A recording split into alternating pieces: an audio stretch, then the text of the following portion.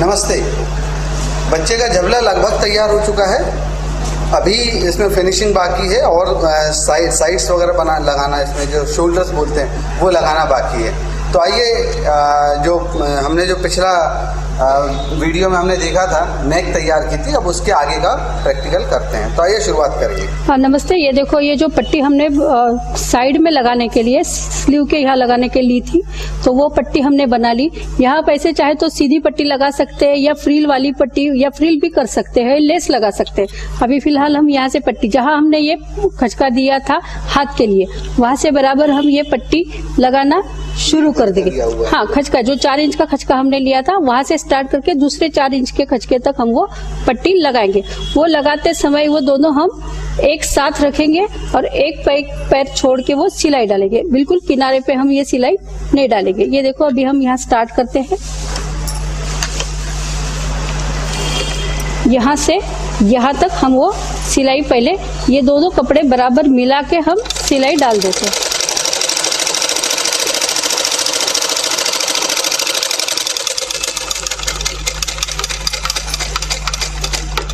इतना होने के बाद ये हम काट लेते हैं। या थोड़ा अगर आगे पीछे कुछ कपड़ा बचता है तो वो थोड़ा सा हम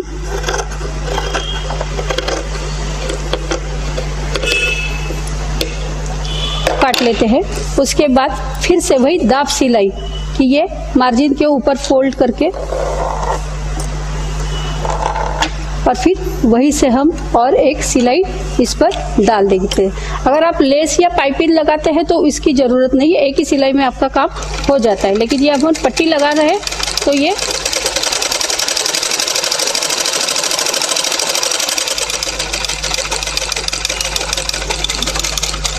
पट्टी लगा के हम अभी हमारी हो गई। फिर हम क्या करेंगे, ये पट्टी को पूरी ये सिलाई तक अंदर मोड़ देंगे। दाब सिलाई का यही ज्यादा फायदा होता है कि जितना कपड़ा हमें अंदर फोल्ड करना है उतना हम अंदर फोल्ड सकते हैं। तो बाहर का बाजू आपकी ये ऐसी दिखेगी। अब हम ये उल्टा फोल्ड करके पट्टी को और एक बार सिलाई डालेंगे, या आप यहाँ हेमिंग भी कर सकते हैं। अभी हम यहाँ सिलाई डाल देते हैं। ये भी एक पैर की होगी? नहीं, ये किनारे पे होगी। जब हम कपड़ा ऐसा कोई भी फोल्ड करते हैं, जहाँ देखो नेक को भी हमने किया है, यहाँ भी किया है, तो उसके किनार से टिप हम डालेंगे। बाजू में ज्यादा टिप नहीं छोड़ के करेंगे। ये देखो,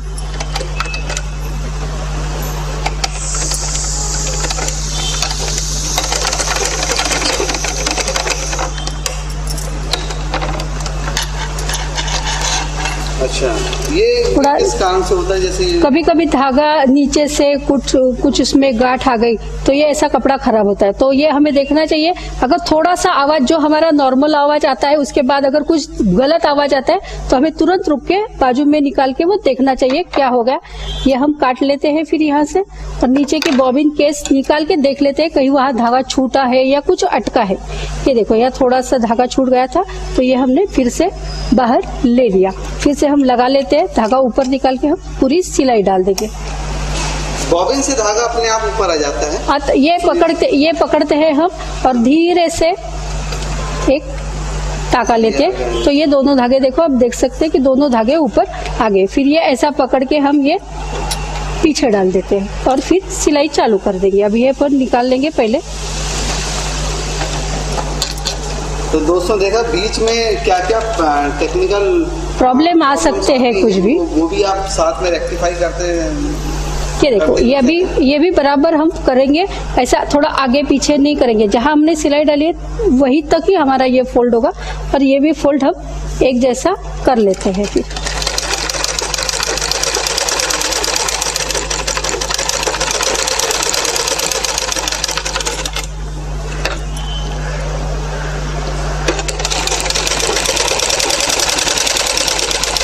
बाहर तक जाएगा। हाँ, ये बाहर हमने पहले अभी धागा निकाल लिया। इसी तरह से हम ये दूसरी पट्टी भी, ये ऑलरेडी हमने करके रखा हुआ है। हाँ, तो ये दूसरी पट्टी भी तैयार हो गई। अभी ये दोनों हमारे हाथ के तैयार हो गए। इसके बाद हम ऐसा उल्टा ही फोल्ड करेंगे और ये दोनों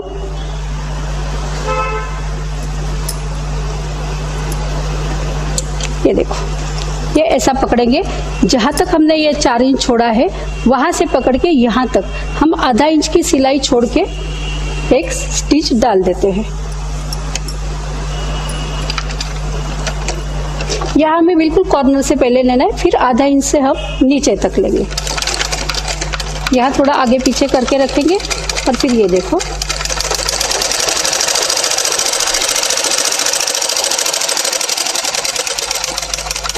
ये हमारी एक सिलाई, ये यहाँ से तो इतना बड़ा वो छोटे बच्चे का हाथ, क्योंकि हम हाथ हमारा डाल के उसका हाथ निकालते हैं इसलिए ये हम थोड़ा लूज रखते हैं। ये तो बहुत उसके लिए तो बहुत लूज है, लेकिन हमारा हाथ भी थोड़ा अंदर जाना चाहिए इसलिए हम ये लूज रखते हैं। इसी हिसाब से हम ये दूसरी सिलाई भी पूरी कर लेते हैं। इसमें क्या एक ही सिलाई करनी है यहाँ? हाँ, छोटे बच्चे के लिए हम एक सिलाई ठीक है, बड़ों के कपड़े के लिए हम यहाँ 2-2 सिलाई डालते हैं, लेकिन छोटे बच्चे के लिए एक सिलाई काफी रहती है। अभी ये भी हम दोनों पार्ट, और देखना चाहिए ये दोनों पार्ट हम बराबर मिला के लेंगे, नहीं कि ऐसे आगे पीछे छोड़ेंगे। ये दोनों बराबर करेंगे और फिर वही 4 इंच छोड़ के यहाँ तक एक सिलाई डाल देंगे।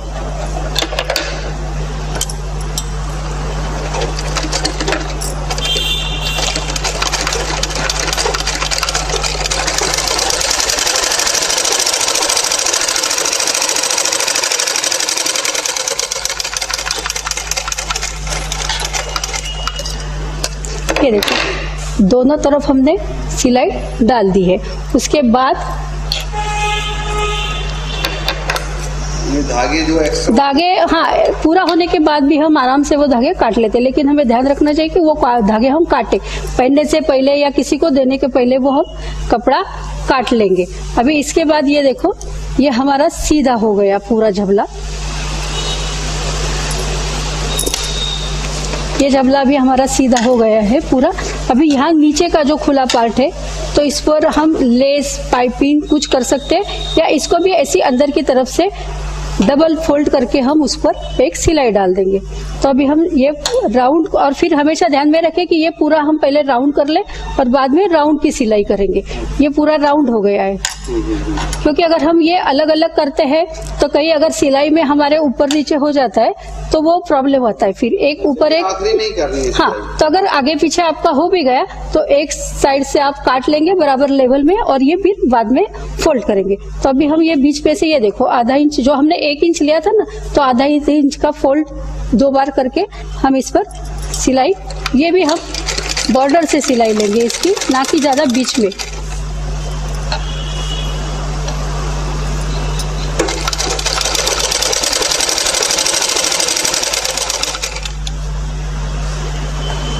ये कैसे पता चलता है कि ये जो सिलाई है आपके बॉर्डर में ही आ रही है? ये यहाँ से दिखता है हमें, ये देखो ये बराबर मैंने बीच में रखा है, बीच में बराबर सुई का पॉइंट है वो ये बॉर्डर से ही है, इसलिए हम यही से सिलाई कर सकते हैं। अगर मैं थोड़ा इधर ले लूँ तो ये इस तरफ जाता है, तो थोड़ी बीच में सिलाई आ जाती है। और इसमें एक पार्ट ऐसा मिलता है, काटदाब बोलते हैं उसको, ये जैसे 2 पैर है उसको एक ही रहता है, तो वो हम बॉर्डर की सिलाई और चेन लगाना हमारा, या कॉर्डेड सीम एक होती है जैसा सोफा वगैरह के लिए, ये बाजू की तरफ से जो एक सोफे के लिए तो वो कुछ वायर जैसा डालते हैं या तार जैसा, लेकिन हम कपड़े के यहाँ थोड़ा मोटा धागा डालते हैं। वो लगाते समय हमें देखना चाहिए कि सिलाई बराबर आती है या नहीं, इसलिए वो एक पैर वाला काटदाब पट्टी बोलते हैं वो यूज करते हैं। लेकिन हम घरेलू ज्यादा वो यूज नहीं कर सकते, इसलिए हम इसी में काम करते हैं, लेकिन देखते हैं कि बराबर वो सिलाई बाजू से आ रही है या नहीं।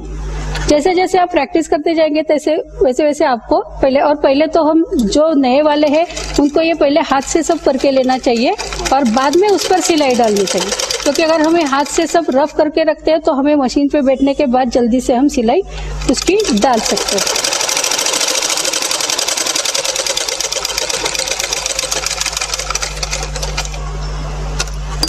ये देखो ये पूरा राउंड शेप हो गया, ये पूरा राउंड शेप हो गया, कहीं आगे पीछे भी नहीं हुआ, उसका ऊपर नीचे नहीं हुआ। फिर हम इसलिए हम ऐसा करते हैं। अभी इसके लिए हमें बीच में रस्सी डालनी है, तो ये 2 पार्ट है, ये जो हमारा फ्रंट बॉडी का है और ये पीछे का है जो वो नेक की पट्टी जो लगाई थी, तो आगे के पट्टी पर, आगे के कपड़े के लिए पर हम छोटा सा एक कैंची से काट मारेंगे। तो ये देखो यहाँ एक ऐसा होल बन गया, एक होल बना है, इसको बटन होल के हिसाब से हम सब टाके लगाएंगे और फिर उसमें से पूरा राउंड रस्सी डाल के उसको फिर बांध देते हैं। तो हम अभी इसको काज करने का तरीका आपको बताते हैं। अच्छा, और इसमें क्या ये फिर बाद में ये रस्सी लगाने का क्या क्या मकसद है? अभी ये तो इसका नेक बड़ा है, छोटे बच्चे का नेक इतना बड़ा नहीं होगा, वो छोटा इतना हो सकता है या इतना हो सकता है, वो रस्सी खींच के हम ऐसा छोटा कर सकते हैं। हाँ। पहनने के लिए इतना बड़ा नेक उसको चाहिए कि आसानी से वो, जैसे अभी हम टी शर्ट वगैरह पहनते तो उसका नेक छोटा होता है, तो लेकिन हम बड़े हैं तो खींच के वो डाल सकते हैं, लेकिन छोटे बच्चों को वैसे नहीं कर सकते।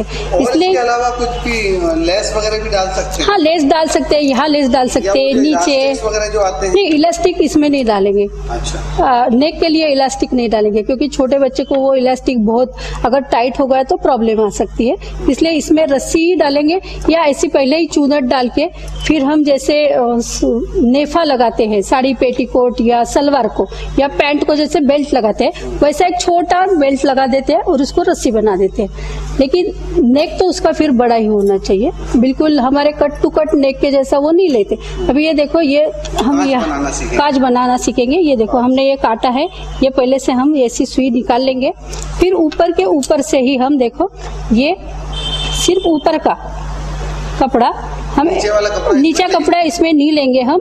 और अगर आपको ये थोड़ा तकलीफ होती है तो पट्टी लगाने से पहले भी आप ये कर सकते हो। यहाँ ये गले की पट्टी लगाने से पहले सेंटर बना, हाँ, सेंटर बना के, या नहीं बाजू में भी रखता है, कोई कोई शोल्डर पे रखता है। अच्छा। क्योंकि छोटे बच्चे अगर थोड़े बड़े हो गए तो वो बार बार रस्सी खींचते, तो कोई शोल्डर पे बनाता है, तो शोल्डर पे या यहाँ बीच में हम लगा सकते हो। अभी ये काज डालने के लिए देखो, ये सुई डाली मैंने, फिर ये सुई का ये जो धागा है वो यहाँ से नीचे से ले लिया और सामने की तरफ थोड़ा थोड़ा खींच लिया, ज्यादा नहीं खींचने का, थोड़ा खींचने का, ऐसा पूरा करके। और ये टाके नजदीक डालने हैं हमें, ना कि ज्यादा दूर दूर डालने हैं, ज्यादा दूर दूर। ये ऐसा हम पूरा काज बना लेंगे और उसमें रस्सी डाल देंगे।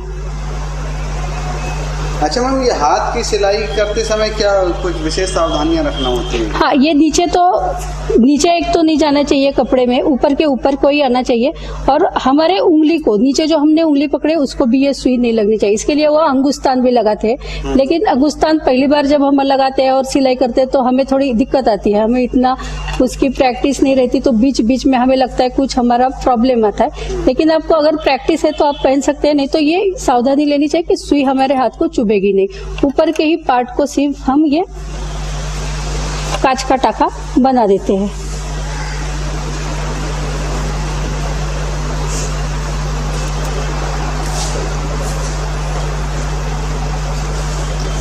और वैसे ही क्या नीचे भी? नहीं, एक ही नीचे नहीं डालने का, नीचे का हमारा पैक रहेगा। नहीं, यानी वो पूरा राउंड शेप में जाएगा। हाँ, ये हमने जो छेद बनाया ऐसा, मतलब सिर्फ कट किया था, तो वो पूरा कट राउंड हम इससे पूरा कर देते हैं। अभी फिलहाल हम थोड़ा दूर दूर से स्टिचिंग करते हैं। हाँ, तो आप पूरा नजदीक से अच्छी तरह से और दोहरे धागे से डालना है। काज हमेशा हमें दोहरे धागे से डालना है, ना कि सिंगल धागा, क्योंकि धागा भी कितना लेना है वो भी एक तरीका है। हम जो हेमिंग करते हैं उसके लिए हम एक धागा लेते हैं और वही कलर का लेते हैं जो हमारा कपड़ा है। जब हम सिर्फ रफ करते हैं, रनिंग स्टिच डालते हैं, तो हम अलग कलर का धागा लेते हैं। अगर हमने अभी यहाँ रनिंग स्टिच डाली या यहाँ रनिंग स्टिच डाल दिया हो पहले, तो धागा अलग कलर का लगे, क्योंकि सिलाई के बाद फिर हमें वो धागा लेने को आसानी होती है। और जो परमानेंट हमारी सिलाई रहती है उसके लिए हम वही कपड़े का धागा लेते हैं। अभी ये काज हमारा परमानेंट है, इसलिए हेमिंग भी है जो हमारी परमानेंट है, उसके लिए हम वही धागा ले लेते हैं। हेमिंग क्या होता है? हेमिंग वही तुरपाई। अच्छा, तुरपाई मतलब जो किनारे, हाँ, किनारे पे ब्लाउज के हाथ के नीचे लगाते हैं, कमर की पट्टी को लगाते हैं, या कभी कभी शो के लिए भी हम ज्यादा करते हैं। कोई कोई सलवार कमीज में भी कुर्ते को जो साइड कट होते हैं उसके लिए भी वो यूज करते हैं। ये देखो, ये अभी हमारा पूरा हो गया।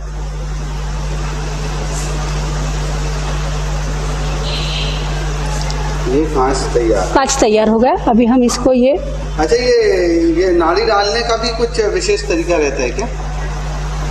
ये काज ऐसा ही किया, चाहे तो आड़ा करो या खड़ा करो। तो एक तरीका है आड़े और खड़े काज का मतलब होता है जो हम टाइट कपड़े पहनते हैं, जैसे कि लेडीज के ब्लाउज है, कॉलर्स है, शर्ट्स के कॉलर्स है, कफ है, वो हिस्सा टाइट होता है, उसके लिए हम आड़ा काजा करते हैं। और खड़ा काजा मतलब आपके शर्ट जो है, जेंट्स के शर्ट, वो चेस्ट में लूज रहते हैं, उसके लिए हम खड़ा काजा करते हैं, क्योंकि खड़ा काजा है वो जल्दी से निकल भी जाता है।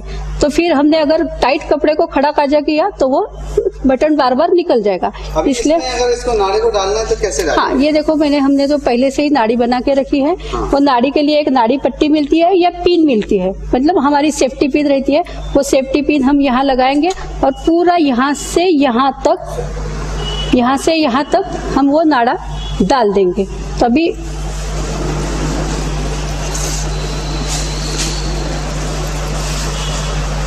तो ये सेफ्टी पिन से लगाएंगे। एक मिनट जरा इसको सेफ्टी पिन दे दे। तो ये सिर्फ सेफ्टी पिन से ही लगता है? नहीं, सेफ्टी पिन से नहीं, निडल नहीं है।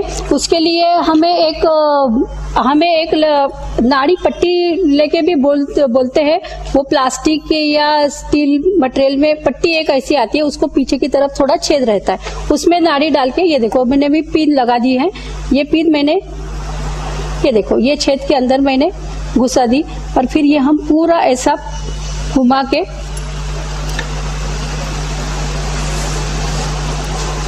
और आप चाहे तो इसको फैंसी नाड़ी भी बना सकते हो। ये मैंने भी सादी नाड़ी बनाई है, चाहे तो आप इसको और फैंसी नाड़ी, लेकिन फैंसी नाड़ी में जैसे पहले हमने बोला था कि फैंसी नाड़ी हम क्रॉस कपड़े में लेते हैं, तो वो भी आप डाल सकते हैं, इजी होता है, वो भी उल्टा करके हम वो लगा सकते हैं। वैसे शुरुआत में अभी प्रैक्टिस के लिए भी सादी नाड़ी ही, सादा रखेंगे तो ही अच्छा है। या हम वो बाजार में जो नाड़ी मिलती है पतली वाली, वो भी चाहे तो हम इसमें डाल सकते हैं। और ये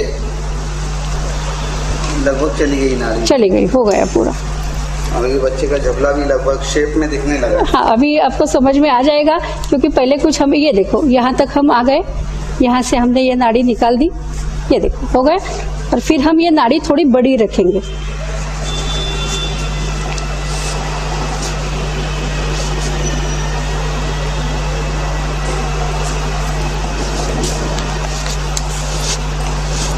अच्छा, ये पिन बाद में फिर इसको हाँ, पिन बाद में निकाल लेंगे। ये देखो अभी हमें इतना थोड़ा ज्यादा रखना है, तो हम यहाँ इतनी नाड़ी ये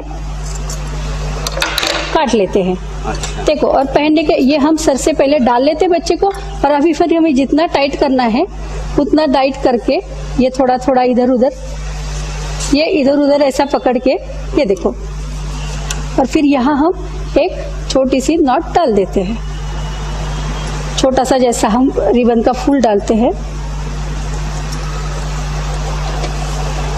ये काफी कंफर्टेबल है बच्चे। हाँ, ये कंफर्टेबल है, यहाँ लूज है, ये भी बड़ा है, नेक भी बड़ा है, क्योंकि नेक को टाइट नहीं रहेगा। कंप्लीट हो गया ये। तो दोस्तों, इस तरीके से कि झबला, बच्चे का झबला तैयार है, और इसके लिए आपने उम्मीद करते हैं कि बड़े ध्यान से सारे वीडियोस देखे होंगे। अभी कुछ और चीज़ें भी आपके लिए तैयार करेंगे, आप इंतजार कीजिए। धन्यवाद।